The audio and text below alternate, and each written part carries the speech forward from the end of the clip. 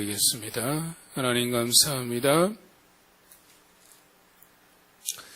이 시간도 또 주님 앞에 예물을 드리는 우리 사랑하는 성도의 손길을 주님 기억하여 주시고 우리의 삶 자체가 하나님을 기쁘시게 하는 거룩한 삶 예물이 되어서 날마다 하나님께 영광이 되어질 수 있도록 주님 인도하여 주시옵소서. 그래서 우리가 하루를 살아갈 때 일주를 살아가는 모든 순간들이 하나님 보시기에 합당한 삶이 될 수 있도록, 그래서 주님이 영광 받으시는 그러한 삶이 될 수 있도록 주님 역사하여 주시옵소서.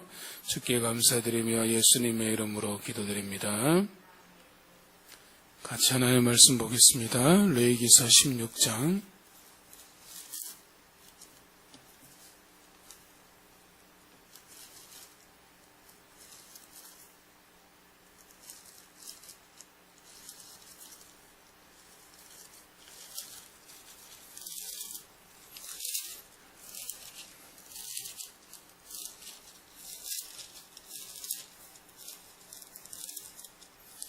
16장 29절에서 34절까지입니다.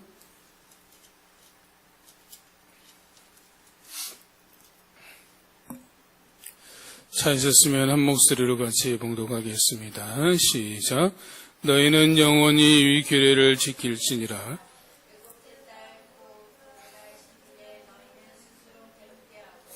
아무 일도 하지 말되 본토인이든지 너희 중에 거류하는 거류민이든지 그리하라.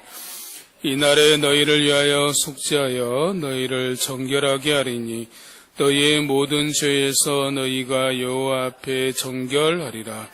이는 너희에게 안식일 중에 안식일인즉 너희는 스스로 괴롭게 할지니 영원히 지킬 규례라. 기름 부음을 받고 유임되어 자기의 아버지를 대신하여 제사장의 직분을 행하는 제사장은 속죄하되 세마포 옷 곧 거룩한 옷을 입고 지성소를 속죄하며 회막과 제단을 속죄하고 또 제사장들과 백성의 회중을 위하여 속죄할지니 이는 너희가 영원히 지킬 규례라. 이스라엘 자손의 모든 죄를 위하여 1년에 한 번 속죄할 것이니라. 아론이 여호와께서 모세에게 명령하신 대로 행하니라. 아멘.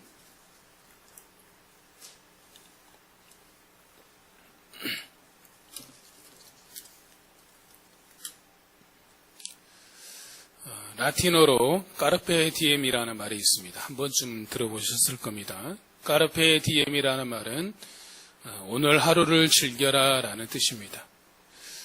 이 말이 이제 사람들에게 유명해지게 된 계기는 영화 죽은 시인의 사회에서 주인공 선생님이 학생들에게 이 말을 함으로 인해서 이제 널리 알려지게 된 것입니다.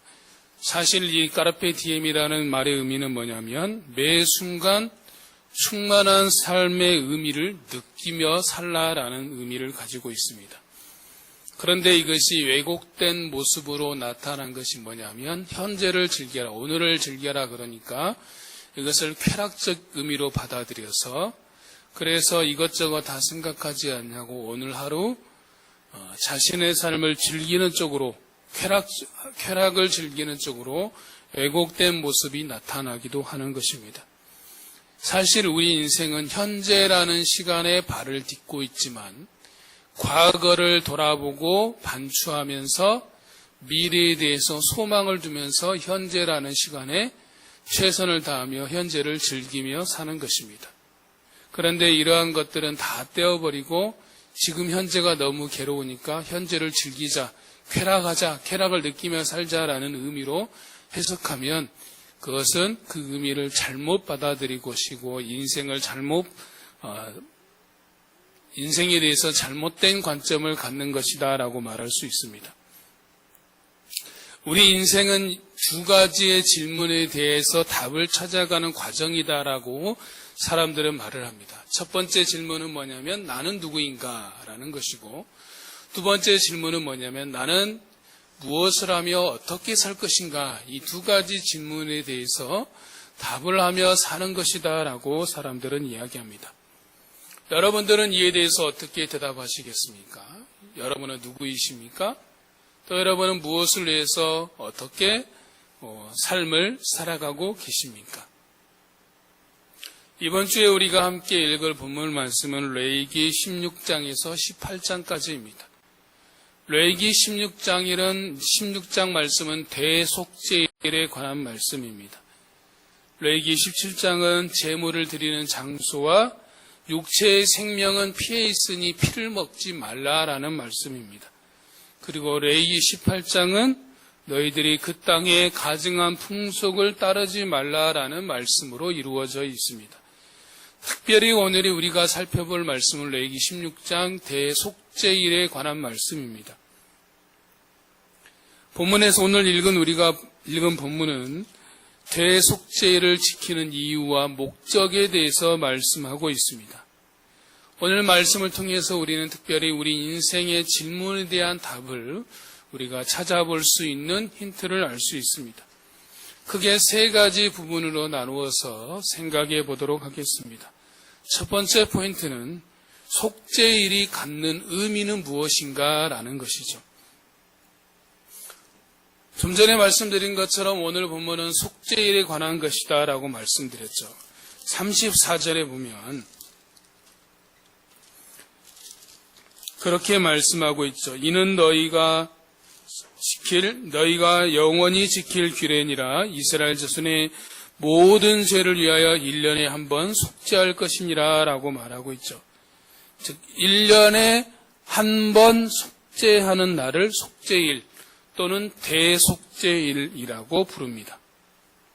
대속죄일이라는 말은 히브리어로 욤키푸림이라는 말입니다. 대속죄일이라고 부르는 것은 31절에 보면 안식일 중에 안식일이니라고 말하고 있는데 그 말에 근거하여서 속죄일이라 하지 않고 대속죄일이라고 그렇게 부르고 있습니다. 속죄일을 지키는 가장 큰 이유는 30절에서 말씀하고 있죠. 30절에 보면 뭐라고 했습니까? 이날에 너희를 위하여 속죄하여 너희를 정결하게 하리니라고 말하고 있는 것입니다. 바로 속죄에 그 목적이 있다라고 말할 수 있습니다. 즉 속죄하여 속죄하여 너희를 정결하게 하여 여호와 앞에 정결한 자로 서기 위함이다라고 말하고 있는 것이죠. 그러므로 우리가 속죄를 잘 이해하기 위해서는 바로 이 속죄가 무엇인지에 대해서 우리가 잘 알아야 된다라는 것을 알 수 있습니다. 성경의 속죄와 관련돼서 몇 가지 동사들이 나오는데 그 모든 속죄와 관련된 히브리어 동사는 이 카파르라는 동사에서 출발합니다. 카파르라는 동사의 뜻은 뭐냐면 무엇인가를 덮다, 대속하다, 갚다, 보상하다, 죄값을 보상하다, 죄를 씻다라는 의미를 가지고 있습니다. 이스라엘 백성들이 하나님께 드리는 제사 중에 속죄제가 있는데 이 속죄제와 속죄일의 차이는 뭐냐라는 것을 우리가 생각해 보면 속죄제는 매일 하나님께 드려지는 제사입니다. 각 개인이 하나님 앞에 나와서 드려지는 제사가 속죄제라면 속죄일은 1년에 딱 한 번만 드리는 겁니다.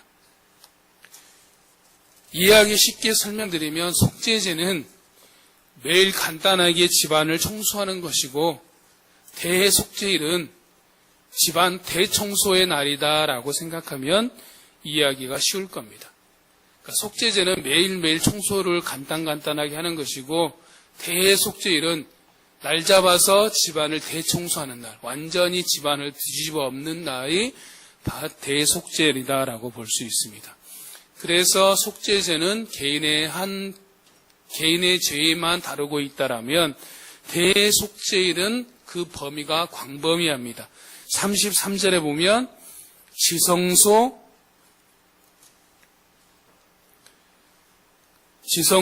회막, 제단, 그 다음에 제사장들과 백성의 회중을 위하여 속죄하는 날이다라고 되어 있습니다. 간단하게 말하면 모든 것을 다 하는 날이다라고 말할 수 있어요. 그래서 크게 두 가지입니다. 성막을 충수하고 죄를 제거함으로 인해서 정결하게 하는 날이다라고 말할 수 있습니다. 여기서 속죄일에서 우리가 속죄를 행하는 방식에서 우리가 주목해야 될 부분이 있는데 16장 7절과 10절에서 보면 하나 주목해야 될 부분이 뭐가 나오냐면 아론이 두 염소를 가지고 회막문 여호와 앞에 두게 됩니다. 그래서 제비를 뽑아서 염소 한 마리는 여호와를 위한 속죄제로 드리게 되고 또 한 마리는 아사셀을 위하여서 광야로 내보내지게 됩니다. 여기서 우리가 생각해 봐야 될 개념 중에 하나가 뭐냐면 아사셀을 위하여 광야로 보내지는 염소에 관한 것입니다. 아사셀이라는 것은 히브리어로 아자젤이라는 말입니다. 이 말은 히브리어 아즈와 아잘의 합성어입니다. 아즈와 아잘의 합성어. 아즈라는 말은 힘, 강제로, 격렬하게라는 뜻을 가지고 있는 단어이고 아잘은 멀리 보내다, 떠나보낸다라는 의미입니다. 그러므로 아사셀은 뭐냐면 강제로 멀리 떠나보낸다라는 뜻입니다. 아사셀을 위한 염소로 뽑히게 되면 어떻게 하는지 보면 21절과 22절에 보면 어떻게 한다라고 되어 있냐면 이스라엘 자손의 모든 불의와 범한 모든 죄를 아뢰고 그 죄를 염소의 머리에 둡니다. 즉 안수하여 전가한다라는 것이죠.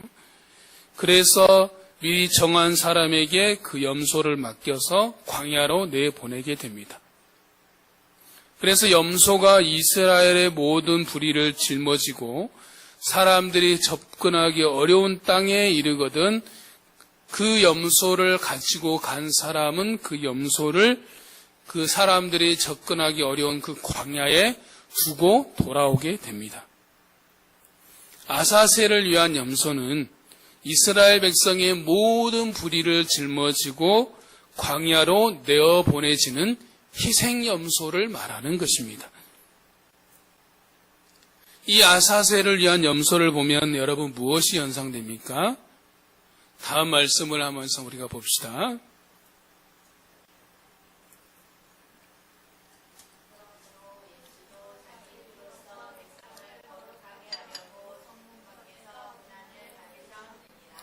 아멘. 예수님께서 우리의 죄의 짐을 지시고 성문 밖에 골고다 언덕에서 십자가에 못 박혀 죽으셨던 그 모습과 유사하다라고 말할 수 있습니다. 즉 우리의 죄의 짐을 짊어지고 십자가에 죽으신 우리 주님을 생각하고 하는 것입니다. 히브리서 9장에 보면 예수께서는 자기의 피로 영원한 속죄를 이루사 단번에 성소에 들어가셨다라고 말씀하고 있습니다. 더불어서 예수의 보혈로 말미암아 우리에게 주어진 은혜가 있다라고 말하고 있는데 그 은혜는 이것입니다. 다음 말씀을 봅니다. 같이 읽습니다.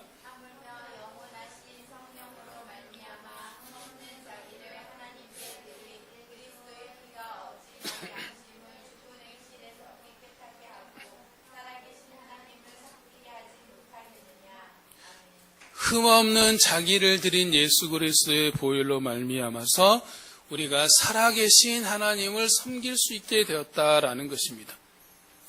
예수 그리스도는 우리를 위해서 자신을 아사셀을 위한 염소로 자신을 드리신 것입니다. 즉 우리를 위하여서 우리의 죄의 짐을 짊어지고 친히 아사셀을 위한 염소가 되신 것이다라고 말씀할 수 있는 것이죠. 즉 우리의 모든 죄의 짐을 짊어지고 속죄하신 것이다라고 말할 수 있습니다. 그러므로 우리는 우리를 위한 그분의 십자가의 그 사랑에 늘 감사하며 감격해야 되고 깨달아 알아야 되고 경험하며 살아가야 되는 것입니다. 그러므로 신앙은 그분의 놀라우신 사랑에 눈이 열리는 것부터 시작되는 것이다라고 말할 수 있습니다.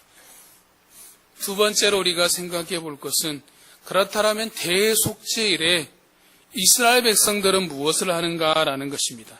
31절에 보면 그렇게 말하고 있습니다. 이는 너희에게 안식일 중에 안식일인즉 너희는 스스로 괴롭게 할지니 영원히 지킬 규례라 라고 말씀하고 있습니다.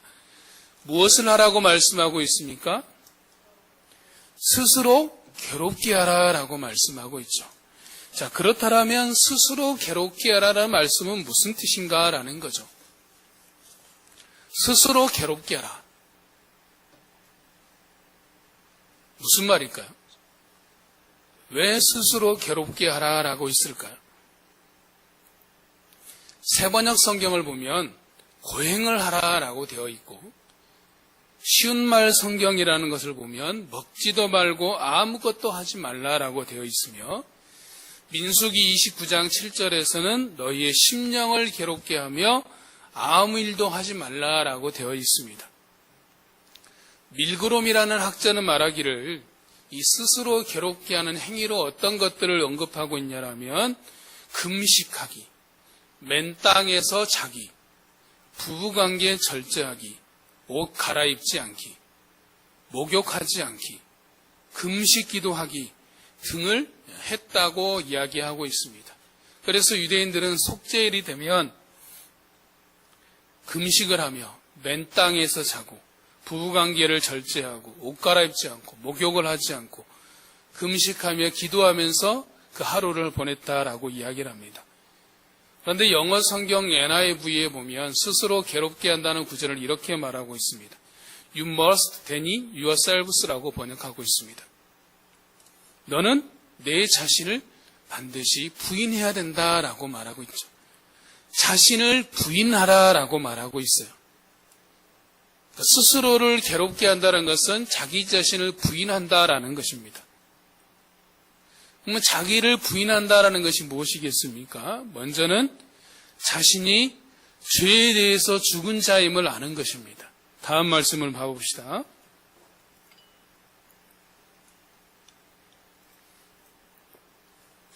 같이 읽습니다.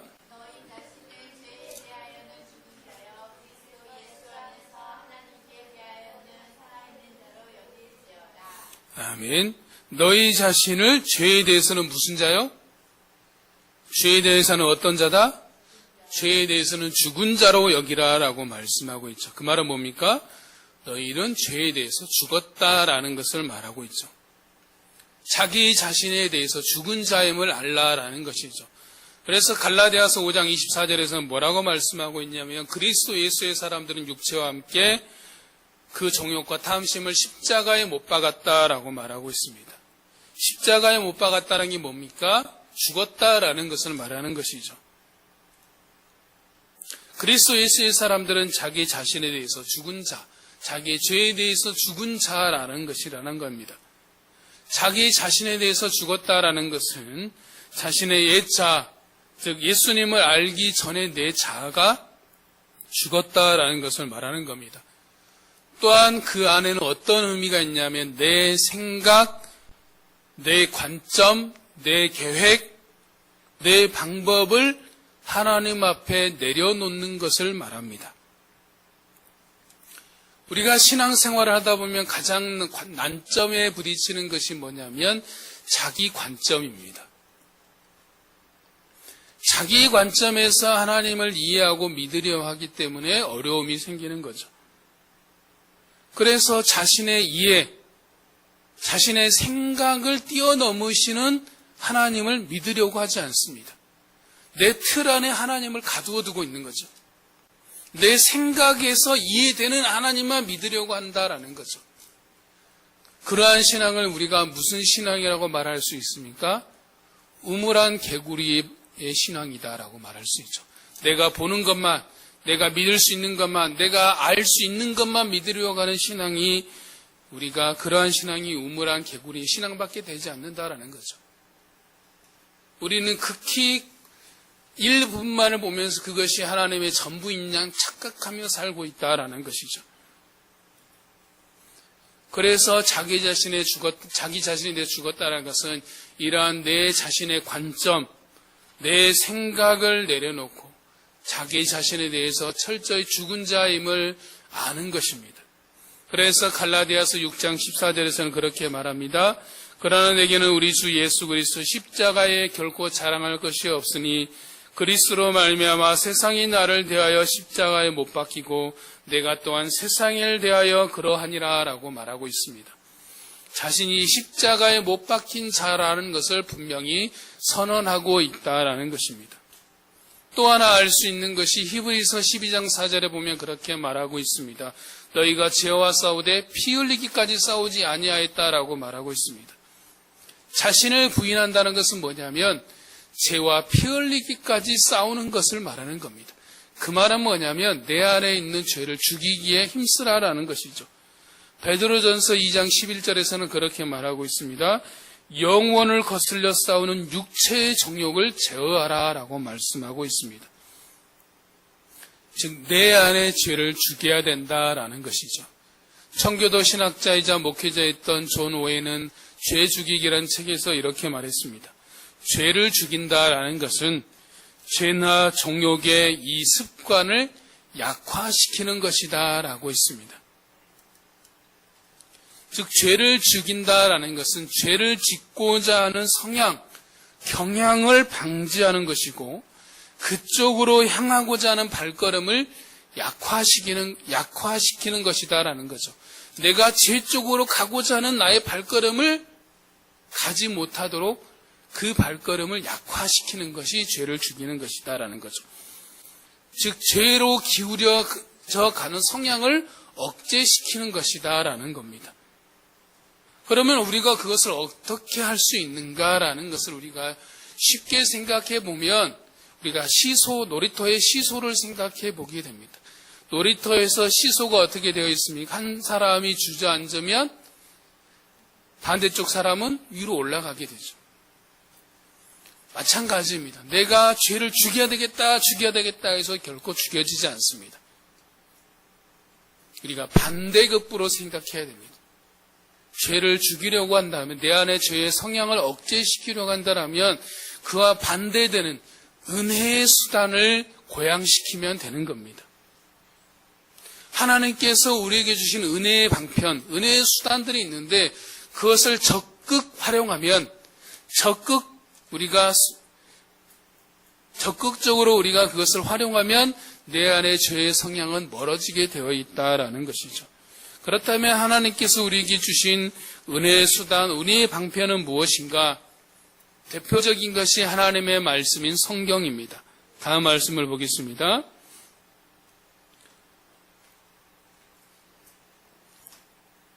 같이 읽습니다.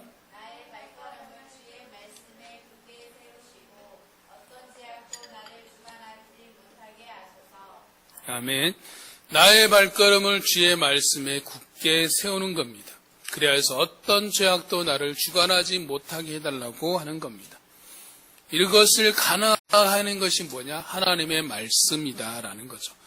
내 스스로 죄악 가운데 내 스스로 내 발걸음이 죄악 가운데 가지 못하도록 하지 못합니다.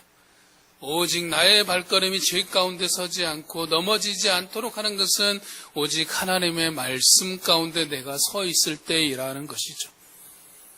또한 더불어서 하나님의 말씀을 주야로 묵상해야 됩니다. 하나님의 말씀으로 자신의 생각과 행실을 늘 점검해야 되는 것입니다. 두 번째, 하나님께서 우리에게 주시는 은혜의 방편은 바로 기도하는 것입니다.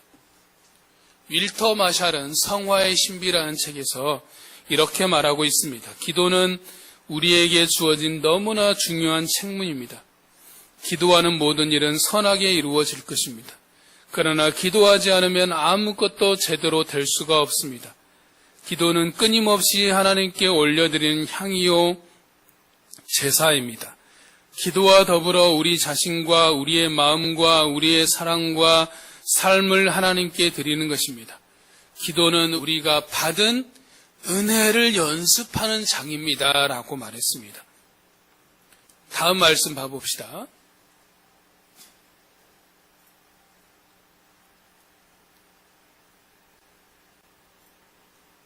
같이 읽습니다.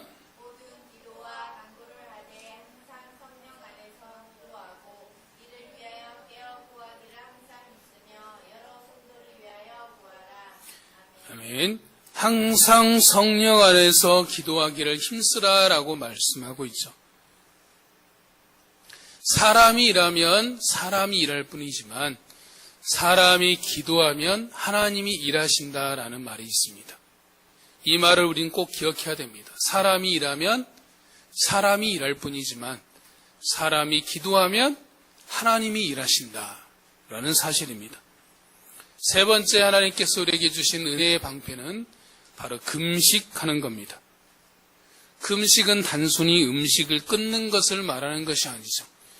음식만을 끊는 것은 금식입니다.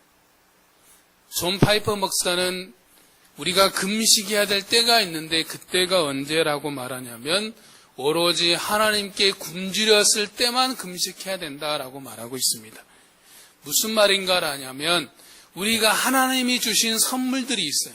하나님이 주신 좋은 것들이 하나님께서 우리에게 주신 선물이거든요. 그런데 우리가 그 좋은 선물에 취해서 그 선물을 주신 분을 잊어버렸을 때, 그 선물을 주신 분에 대한 마음들이 식어져 버렸을 때, 갈망들이 식어져 버렸을 때, 그때가 금식해야 될 때다라고 말하고 있는 것이죠. 즉, 하나님을 향한 굶주림, 하나님을 향한 갈망, 그때가 바로 금식해야 될 때다. 내 안에 하나님을 향한 갈망이 식어져 버렸을 때, 내 안에 하나님을 향한 굶주림들이 가라앉아 버렸을 때, 그때가 금식하며 그 마음들을 회복해야 될 때라고 말하고 있는 것입니다. 또한 네 번째는 감사하는 것입니다. 다음 말씀 봐봅시다. 같이 읽습니다.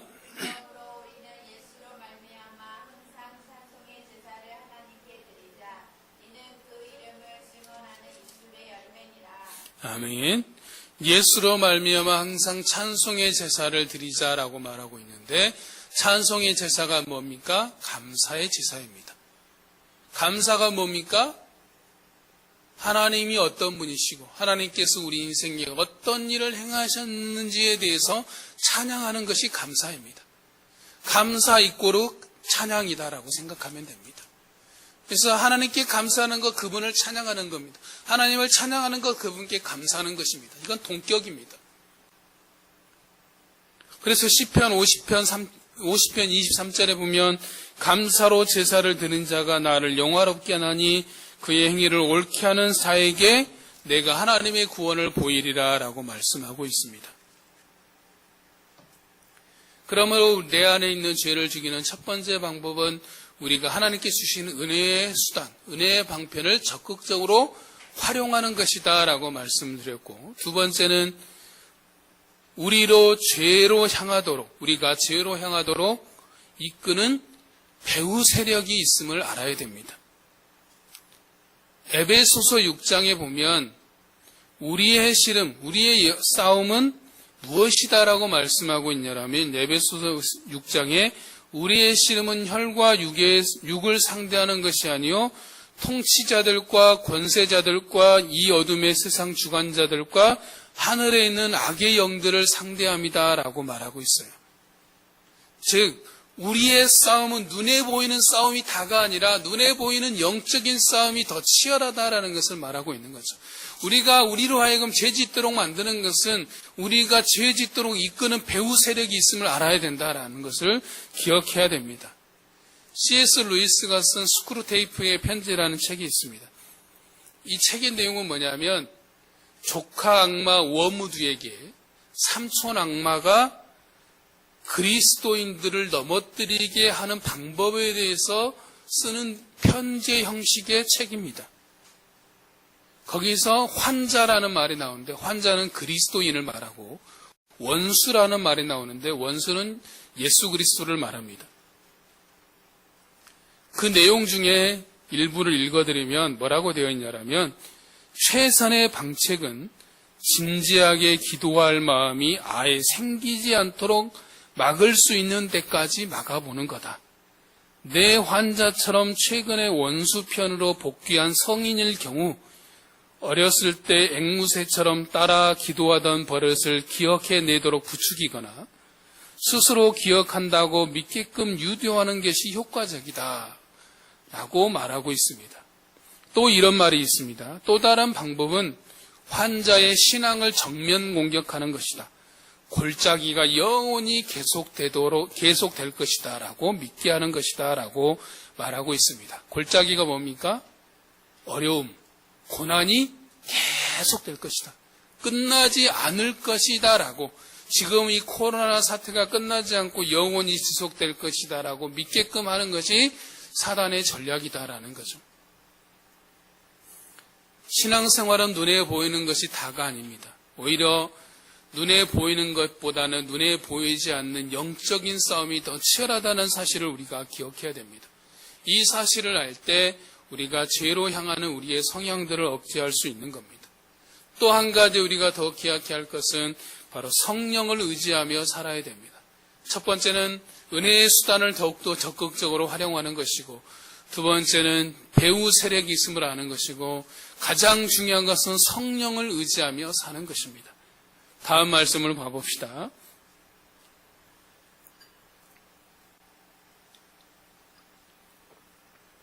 같이 읽겠습니다.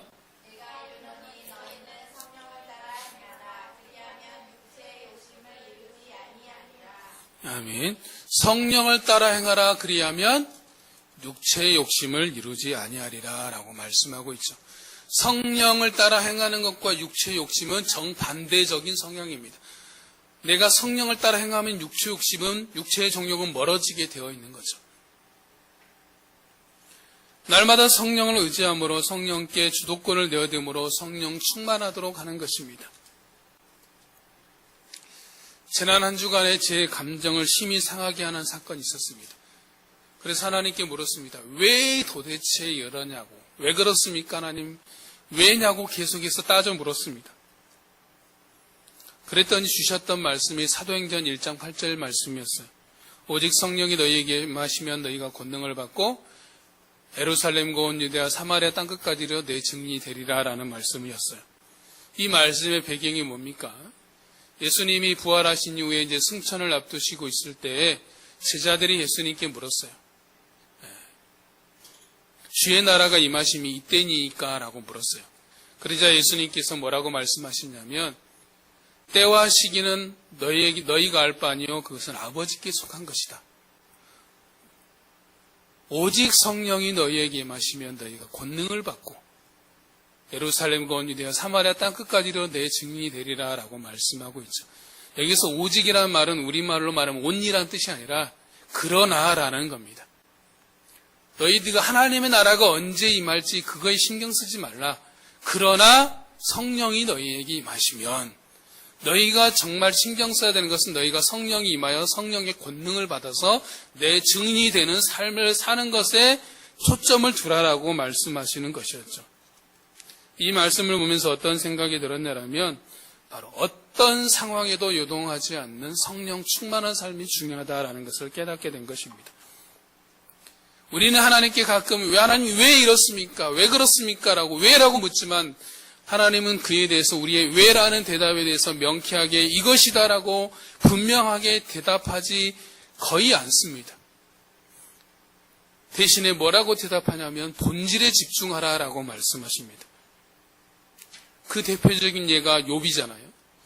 욥이 고난당하면서 하나님께 왜 이렇게 고난당합니까? 라고 말할 때 하나님은 그 고난에 대해서 직접적으로 대답해 주시지 않았어요. 그러면서 얼마나 하나님이 크신 분에 대해서만 이야기했어요. 그랬더니 욥이 뭐 했습니까? 욥이 깨닫게 되었죠. 그래서 하나님을 알게 되었죠. 그래서 엎드려 회개하면서 다시 새롭게 되는 것들을 우리가 보게 됩니다.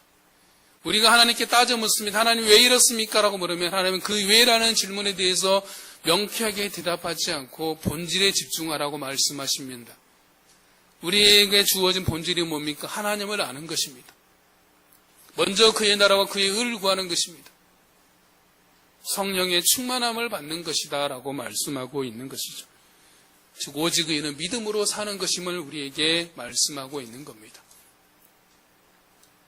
그러므로 우리가 왜라는 질문에 하나님께서는 언제나 본질로 대답하신다라는 사실을 기억하셔야 되는 것입니다. 마지막 세 번째 포인트는 그렇다면 구체적으로 우리 삶에 적용할 것은 무엇인가라는 것이죠. 우리가 속죄일에 대해서 말씀드리면서 염소 한 마리를 아사셀을 위하여 광야로 내어 보낸다라고 했습니다.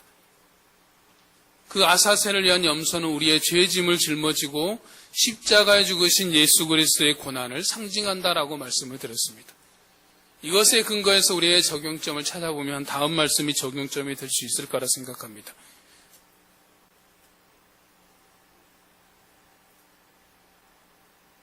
그 전 같이 읽습니다.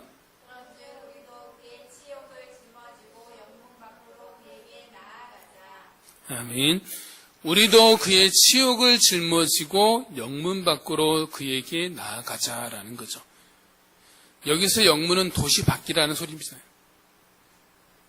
우리도 예수님께서 짊어진 치욕을 짊어지고 영문 밖으로 그에게 나아가자.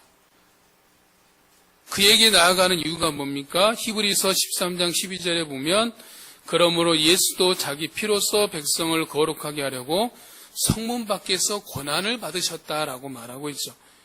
예수께서 죄의 짐을 지시고 성문 밖에서 고난을 받으신 본을 보이셨기 때문에 우리도 그래야 된다. 예수님처럼 고난받는 삶에 대해서 말하고 있는 겁니다. 그러므로 히브리서 13장 13절에서 말하고 있는 것은 예수와 함께 고난을 받는 삶에 대해서 말하고 있는 것이죠. 디모데후서 3장 12절에 보면 뭐라고 말하고 있냐면 무릇 그리스도 예수 안에서 경건하게 살고자 하는 자는 박해를 받으리라 라고 말씀하고 있습니다. 또 예수님께서 산상수훈 팔복에 대해서 말씀하실 때 팔복 중에 한 가지가 뭡니까? 의를 위하여 박해를 받는 자는 복이 있나니 천국이 그들의 것입니다 라고 말씀했습니다. 심지어 베드로전서 2장에서는 이를 위하여 너희가 부르심을 받았으니 그리스도도 너희를 위하여 고난을 받으사 너희에게 본을 끼쳐 그 자취를 따라오게 하려 하셨습니다 라고 말하고 있어요. 우리를 부르신 것이 뭐냐면 너희를 고난받기 위해서 부르셨고 고난을 받으신 예수의 발자취를 따라오라고 말씀하고 있다라는 것이죠. 빌립보서 1장 29절에서는 너희에게 은혜를 주신 것은 그를 믿을 뿐만 아니라 그를 위한 고난도 받게 하려 하십니다 라고 말하고 있습니다. 우리가 예수를 믿는 은혜를, 하나님으로부터 은혜를 받는 것은 우리가 하나님을 믿는 은혜를, 그분을 믿는 믿음의 은혜도 있지만 그분을 위한 고난도 겸하여 받는 것이다 라고 말하고 있다라는 거죠. 그러면 그분을 위하여서 고난을 받는다라는 것은 무엇이겠습니까? 고난이라는 헬라어 단어는 파스코라는 단어입니다.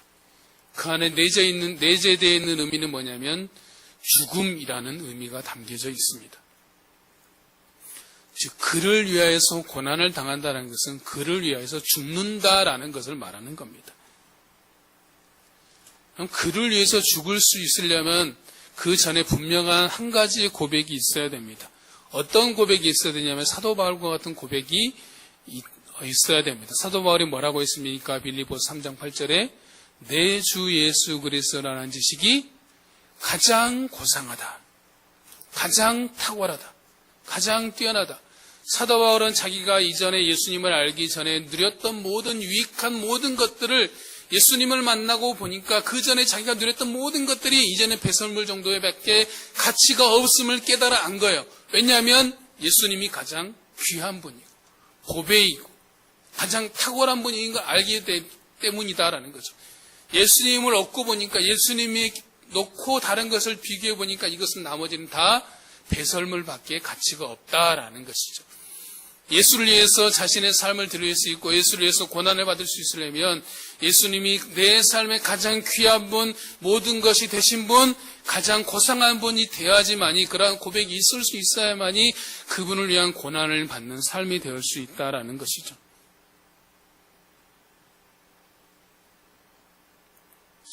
예전에 김창옥 씨의 강의를 듣는 중에 인상에 남았던 말 중에 그런 말이 있었습니다. 좋아하는 것과 좋아 보이는 것의 차이가 있다라고 말하고 있습니다. 여러분, 좋아하는 것과 좋아 보이는 것은 어떤 차이가 있을까요? 좋아하는 것과 좋아 보이는 것.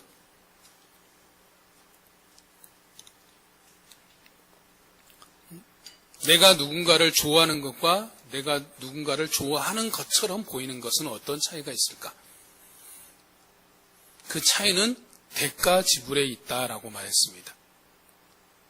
내가 누군가를 위해서 대가를 지불할 수 있다라면 좋아하는 것이고 대가를 지불할 수 없다라면 좋아 보이는 것일 뿐이다라는 거죠.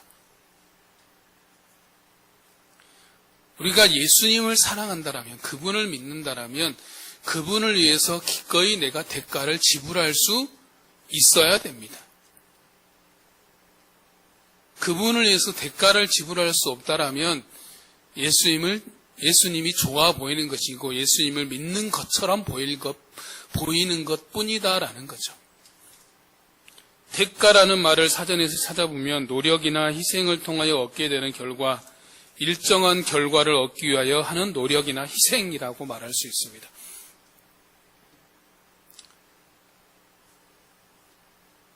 이것을 잘 보여주는 예가 마태복음 19장의 부자 청년입니다. 한 부자 청년이 예수님께 나와서 선생님이 내가 어떻게 하여 영생을 얻을 수 있습니까? 라고 질문을 했습니다. 그러자 예수님께서 계명을 지켜라 라고 말씀하시죠. 그러자 부자 청년이 자신 있게 내가 이 모든 계명을 다 지켰습니다. 아직도 무엇이 부족합니까? 라고 물었습니다. 그러자 예수님께서 뭐라고 말했냐면 내 소유를 팔아 가난한 자들에게 나눠주고 나를 따르라 라고 말했습니다. 그 말을 들은 부자 청년이 어떻게 반응했습니까? 성경에 보면 딱 한 줄이 되어 있습니다. 부자 청년이 재물이 많은 고로 근심하여 돌아가니라 라고 되어 있습니다. 그가 사랑한 것은 뭐였습니까? 재물이었죠. 말로는 예수님을 따르겠다라고 말하지만 그 예수를 위해서 재물을 포기할 수는 없었다라는 거죠. 대가를 지불할 수는 없었다라는 거죠. 그래서 그는 제자가 되지 못한다라는 겁니다. 누가복음 14장에 보면 예수의 제자됨에 대해서 이렇게 말하고 있습니다. 14장 26절과 27절에 보면 물은 내게 오는 자가 자기 부모와 처자와 형제와 자매와 더욱 자기 목숨까지 미워하지 아니하면 능히 내 제자가 되지 못하고 누구든지 자기 십자가를 지고 나를 따르지 않는 자도 능히 내 제자가 되지 못하리라 라고 말씀하고 있습니다. 예수님의 제자가 되기 위해서는 자기 부모와 처자, 형제와 자매, 심지어 자기 목숨까지 미워하지 아니하면 내 제자가 되지 못하리라 라고 말씀하고 있습니다. 자, 그렇다면 이 말씀은 예수님께서는 인륜도 저버리라는 말씀인가? 그렇지 않겠죠.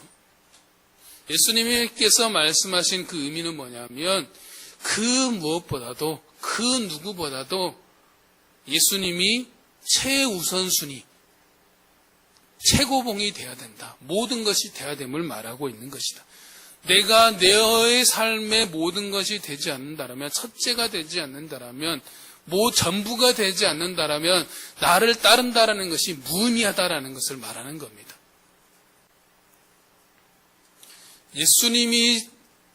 예수를 위해서 고난을 받는다라는 것은 그분이 내 삶의 최우선순위, 모든 것이 되어가는 과정에 있다라는 겁니다. 우리는 내가 예수님을 믿는다라는 것은 예수님이 내 삶의 전부가 모든 것이 되어가는 과정에 있다라는 겁니다.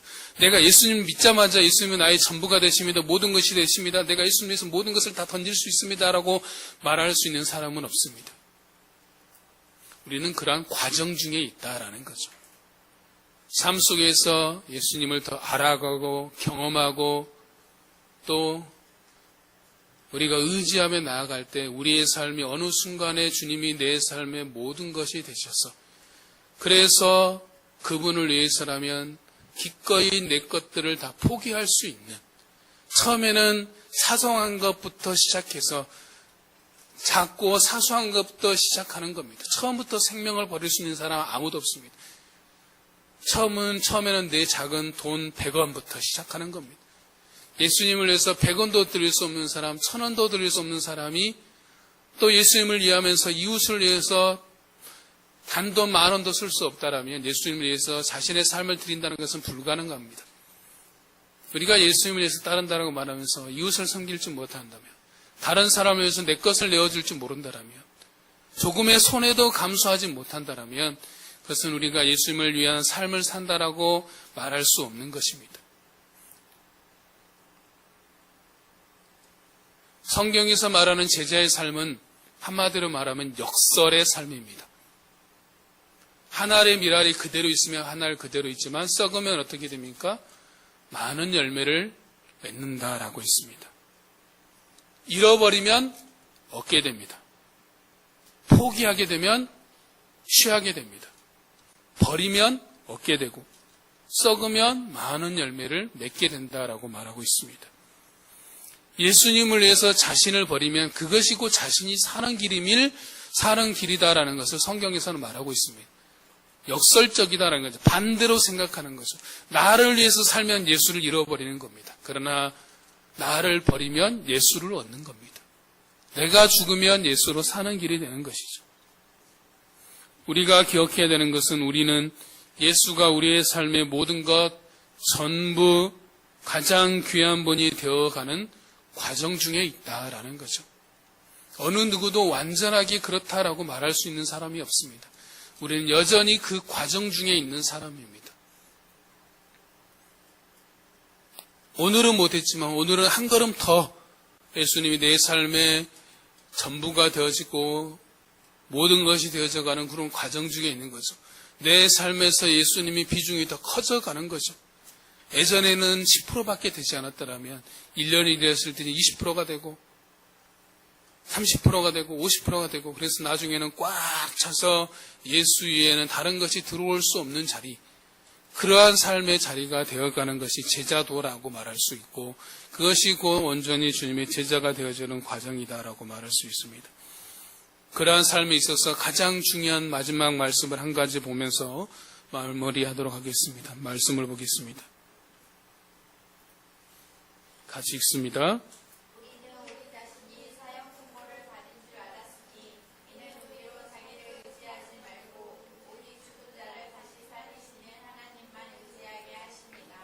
아멘. 우리가 고난 가운데 있습니까? 어려움 가운데 있습니까? 삶의 요동치는 삶의 환경 가운데 있습니까? 그러한 모든 것들은 자기 자신을 의지하지 말고 오직 하나님 한 분만 의지하도록 하시는 하나님의 방법입니다. 우리의 삶의 모든 여정은 나 여호와 하나님만 의지하라고 하나님께서 말씀하신 그분의 역사하심이다라는 거죠. 그래서 우리가 삶 가운데 배워야 되는 한 가지가 있다면 하나님만 의지하는 법, 하나님만 신뢰하는 법을 배워가는 겁니다. 우리가 매일 철저하게 그분을 의지하고 철저하게 그분을 신뢰할 때 그분이 내 삶의 전부가 될 것이고 모든 것이 될 것이고, 그래서 내 삶에서 예수 빼고는 아무것도 성립되지 않는, 예수가 모든 것이 되자 예수가 없으면 아무것도 아닌 나싱이 되어버리는 그러한 삶이 될 것입니다. 그러므로 이번 한 주간도 또 오늘 하루도 매일의 삶도 철저하게 주님만 의지하고 우리 하나님만 의지하고 우리를 죽은 자 가운데서 다시 살리신 우리 하나님만 철저하게 의지하고 신뢰하며 살아갈 수 있는 우리의 삶이 되시길 주의 이름으로 축복합니다.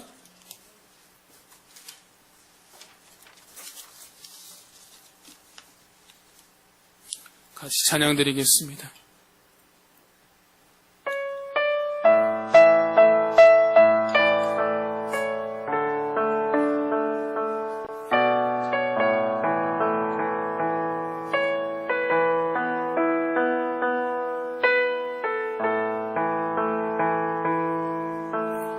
내 마음에 주를 향한 사랑이 나의 말은 주가 주신 진리로 나의 눈에 주의 눈물 채워주소서.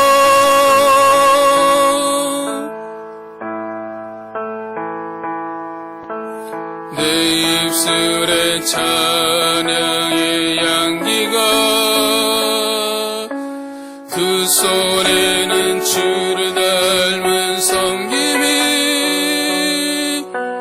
나의 삶의 주의 은정 나게 하소서.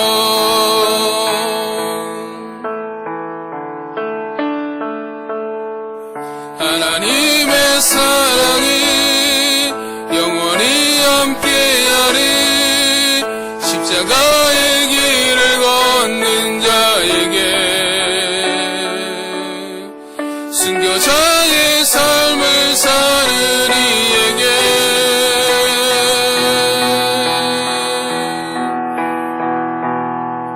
조롱하는 소리와 세상 유혹 속에도 주의 성결한 신부가 되리라.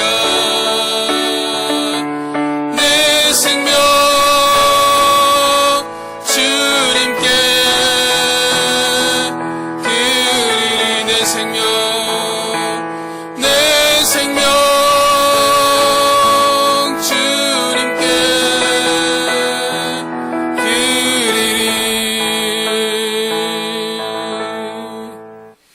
하나님 감사합니다.